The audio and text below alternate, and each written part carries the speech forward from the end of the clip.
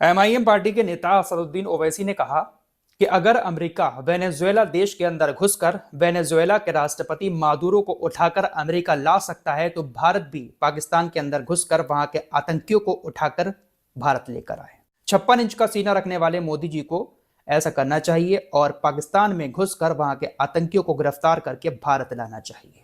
असदुद्दीन ओवैसी ने यह बात क्यों कही है और वेनेजुएला का मामला क्या है, आइए विस्तार से इसको समझने की कोशिश करते हैं। शायद आप लोग अब तक ये खबर कहीं ना कहीं सुन चुके होंगे कि वेनेजुएला के राष्ट्रपति मादुरो को अमेरिका उठाकर ले गया है। जी हां दोस्तों, अमेरिका और इजराइल ऐसे देश हैं जो दुनिया में कहीं पर भी कुछ भी कर सकते हैं और अमेरिका और इजराइल के लिए शायद दुनिया में कोई कानून बना ही नहीं है। यूनाइटेड नेशंस हुआ या अंतर्राष्ट्रीय कोर्ट हुआ, किसी की इतनी मजाल नहीं है कि अमेरिका जैसे देश से कुछ कह सके।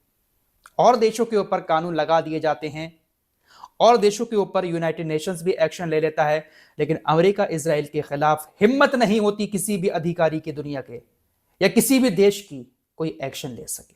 फिलहाल खबर यह है कि वेनेजुएला के राष्ट्रपति मादुरो को अमेरिकी सेना उन्हीं के देश के अंदर घुसकर बंधक बनाकर अमेरिका ले गई है। यह कोई छोटा मोटा आदमी नहीं है, एक देश का राष्ट्रपति, मौजूदा राष्ट्रपति, कोई पूर्व राष्ट्रपति भी नहीं है। अमेरिका की सेना ने वेनेजुएला के ऊपर हमला किया। तकरीबन 150 लड़ाकू विमान वेनेजुएला को पहले चारों तरफ से घेरते हैं, हमले करते हैं और हमले में सैनिकों समेत 40 लोगों की, आम लोगों की मौत होती है। 2-3 घंटे का ऑपरेशन चलाती है अमेरिकी सेना और ऑपरेशन चलाने के बाद रात के वक्त में वेनेजुएला के राष्ट्रपति मादुरो को हथकड़ी डालकर उनकी बीबी के साथ अमेरिकी सेना अमेरिका ले जाती है। ये कोई छोटा मामला नहीं है दोस्तों, ये बहुत बड़े लेवल का मामला है और तमाम देशों को दुनिया के सोचने की जरूरत है कि अमेरिका कभी भी उनके साथ कुछ भी कर सकता है। खासकर ये जो खाड़ी के देश अमेरिका को अपने करीब बिठाते हैं ना, इन देशों को सोचने की जरूरत है। इन अरबी देशों का क्या होगा? पल भर में अमेरिका इनको तबाह कर सकता है। इराक के अंदर जो हाल सद्दाम हुसैन का किया था, सीरिया के अंदर जो बशर अल असद के साथ किया, या अफगानिस्तान के अंदर जो कुछ किया अमेरिका ने, वही अब वेनेजुएला के साथ भी कर दिया है और यहां पर भी अमेरिका को अपना फायदा नजर आ रहा है। वेनेजुएला के बारे में आप लोगों को बहुत टाइम से अपडेट दे रहा हूं। वेनेजुएला एक ऐसा देश है जहां पर कुदरती चीजों की भरमार है।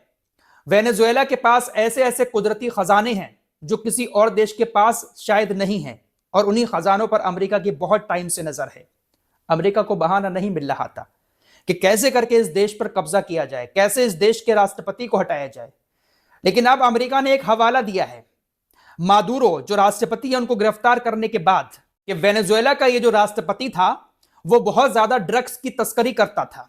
इसके शासनकाल में वेनेजुएला के अंदर तानाशाही चल रही थी और ये ड्रग्स की तस्करी करता था और ज्यादातर ड्रग्स जो है वो अमेरिका में आ रहा था और ड्रग्स की वजह से अमेरिका के युवाओं की जिंदगी बहुत ज्यादा तबाह हो रही थी। ये बहुत बड़ा ड्रग्स का तस्कर था, इसलिए हमने इसके ऊपर एक्शन लिया है और इसको गिरफ्तार करके अब अमेरिका अपने यहां की अदालत में पेश करेगा। ये कहां का कानून है भाई?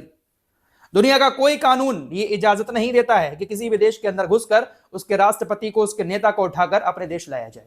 दुनिया का कोई ऐसा कानून नहीं है, ना तो यूनाइटेड नेशंस में, ना ही किसी अदालत में। लेकिन अमेरिका सारे कानूनों को तोड़कर ऐसा करता है और उसको कोई रोक भी नहीं पाता है। क्या अब दुनिया के अंदर एक नई जंग शुरू हो गई है? क्या मादुरो का साथ देने कुछ और देश आएंगे? जी बिल्कुल नहीं। शायद ही कोई ऐसा देश हो जो खुलकर अमेरिका के सामने आए, वेनेजुएला के सपोर्ट में अमेरिका के खिलाफ कोई एक्शन ले। निंदा बहुत सारे देशों ने की है।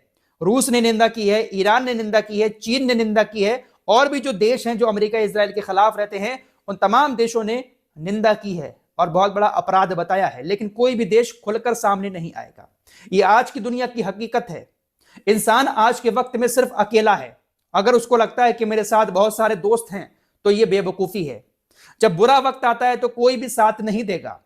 वैसे हमारा देश का मीडिया ये खबर चला रहा है कि उत्तर कोरिया का जो तानाशाह जिसको कहते हैं किम जोंग उन, उनकी तरफ से कहा गया है अमेरिका को धमकाते हुए कि आप मेरे दोस्त मादुरो को उसकी पत्नी के साथ छोड़ दें वरना विश्व युद्ध के लिए तैयार रहें। हालांकि हमने इसको काफी सर्च किया तो ऐसा कोई ऑफिशियली बयान तो उत्तर कोरिया की तरफ से हमें दिखाई नहीं दिया, लेकिन हमारा देश का मीडिया कुछ इस तरह के आर्टिकल लिख रहा है किम जोंग उन को लेकर। अब इसमें कितनी सच्चाई है ये तो मालूम नहीं, लेकिन हमारा मीडिया लिख रहा है। लेकिन दोस्तों, जहां तक मेरा मानना है कि कोई भी देश खुलकर वेनेजुएला के सपोर्ट में नहीं आएगा, अमेरिका के खिलाफ कोई भी देश कदम नहीं उठाएगा। अब आखिर अमेरिका चाहता क्या है वेनेजुएला से, क्यों उनके राष्ट्रपति को गिरफ्तार किया है? दरअसल अब अमेरिका की तरफ से, डोनाल्ड ट्रंप की तरफ से खुले तौर पर ऐलान कर दिया गया है कि वेनेजुएला पर अब हमारा कब्जा है। जो अंतरिम राष्ट्रपति वहां की बनाई गई हैं वो हमारी हैं और हम तब तक वहां पर मौजूद रहेंगे जब तक हम तानाशाही को खत्म नहीं कर देते। यानी अब अमेरिका पूरी तरह से वेनेजुएला के अंदर अपनी पकड़ बना चुका है। दोस्तों, हैरान करने वाली बात यह भी रही, कुछ ऐसी चीजें भी सामने आ रही हैं कि जब अमेरिकी सेना ऑपरेशन चला रही थी तो जो वेनेजुएला की सेना है उसकी तरफ से एक भी मिसाइल नहीं दागी गई, एक भी रॉकेट नहीं दागा गया, एक भी गोली नहीं चलाई गई।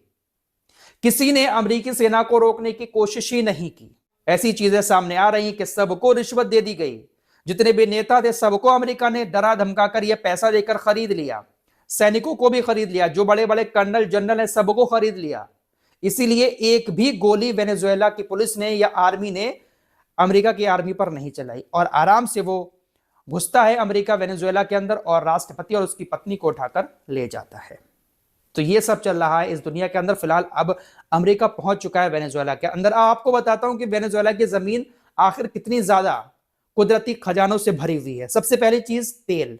वेनेजुएला देश के पास दुनिया का सबसे बड़ा क्रूड ऑयल रिजर्व है, तकरीबन 300 बिलियन बैरल क्रूड ऑयल। इतना ऑयल किसी भी देश के पास नहीं है। हम लोगों को ऐसा लगता है कि सऊदी अरब के पास बहुत तेल है, लेकिन दुनिया में सबसे ज्यादा जो क्रूड ऑयल है वो वेनेजुएला के पास है और इसी तेल पर अमेरिका की बहुत टाइम से नजर है। डोनाल्ड ट्रंप ने साफ कह दिया कि हमारी कंपनियां वहां तेल निकालेंगी और देश की आर्थिक स्थिति को ठीक करेंगी। डोनाल्ड ट्रंप के बयानों से साफ तौर पर नजर आ रहा है कि वेनेजुएला में अमेरिका को मोटा फायदा होने वाला है और अमेरिका का कहीं पर भी फायदा होता है अमेरिका फिर वहां पर कुछ भी करने की कोशिश करता है, भले ही फिर आतंकवादी को अपना दोस्त बनाना पड़े या किसी दोस्त को आतंकवादी। सीरिया के राष्ट्रपति अल जुलानी को गले लगा लिया, जबकि बहुत बड़ा आतंकी इनको माना था अमेरिका ने।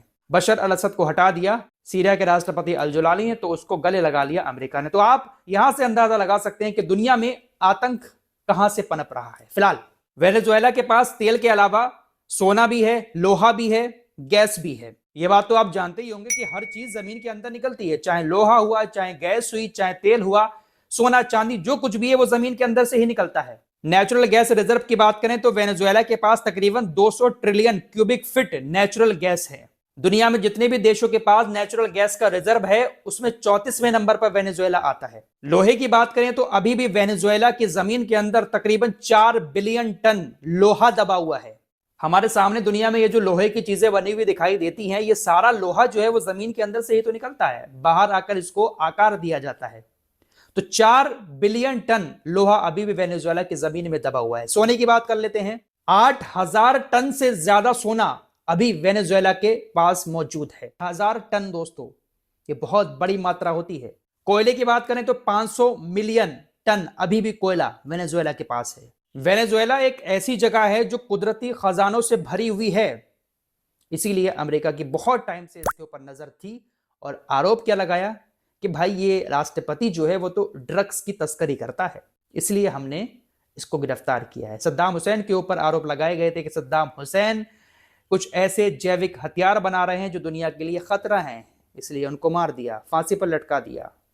उनको भी अपनी अदालत में पेश किया था अमेरिका ने और सजा सुनाई थी फांसी की। ऐसे ही बशर अल असद, इनका भी तख्ता पलट कर दिया और कहा कि ये भी कुछ हथियार बना रहे हैं। तो अमेरिका की नजर जिसके ऊपर भी पड़ जाती है अमेरिका उसको नहीं छोड़ता है, चाहे फिर वो कितना भी सगा दोस्त ही क्यों ना हो। फिलहाल इन्हीं सारे मामलों को लेकर असदुद्दीन ओवैसी ने मोदी जी से कहा है, एक भाषण देते हुए कहा मादुरो की गिरफ्तारी के बाद। ओवैसी ने कहा कि वेनेजुएला में ट्रंप अपनी फौज को भेजकर वहां के राष्ट्रपति को उठाकर अमेरिका ले गए, ऐसा ही कुछ भारत भी कर सकता है।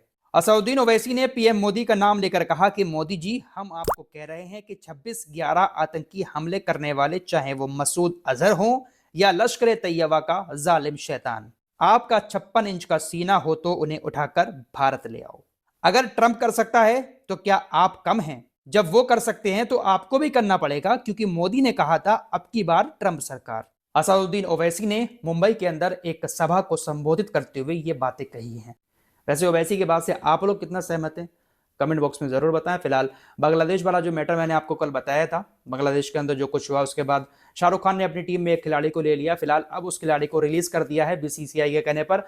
तो अब जो वर्ल्ड कप होने वाला है जो भारत के अंदर है, बांग्लादेश की टीम शायद अब भारत में ना खेले। और ये फैसला बांग्लादेश क्रिकेट बोर्ड की तरफ से लिया जा रहा है। बांग्लादेश क्रिकेट बोर्ड आईसीसी को भी पत्र लिख रहा है और बीसीसीआई को भी पत्र लिखने की बात कर रहा है, और शायद अब बांग्लादेश के जो मैच हैं वो भारत के अंदर ना होकर श्रीलंका के अंदर खेले जाएं। तो पाकिस्तान, उसकी टीम तो हमारे देश में खेलती ही नहीं थी, और अब बांग्लादेश भी शायद हमारे यहाँ पर कभी मैच नहीं खेलेगा। तो इस तरह की चीजों से क्रिकेट पर भी बहुत बड़ा असर हमारे देश के अंदर अब पड़ना शुरू हो चुका है।